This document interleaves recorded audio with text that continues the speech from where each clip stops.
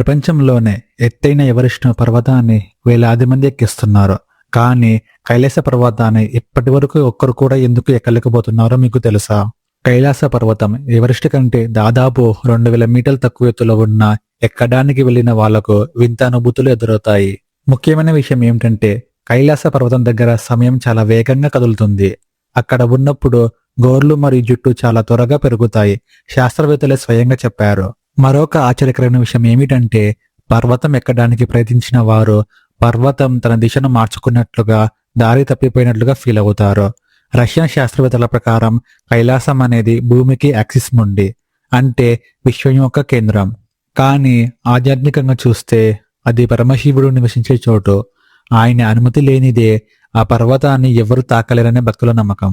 విజ్ఞాన శాస్త్రానికి కూడా అందని ఈ శివుడి రహస్యం మీకు ముందే తెలిస్తే ఓం నమః శివాయ అని కామెంట్ చేయండి. మరిన్ని ఇలాంటి మిస్టరీ ఫ్యాక్ట్స్ కోసం ఇప్పుడే మన ఛానల్ను సబ్స్క్రైబ్ చేయండి.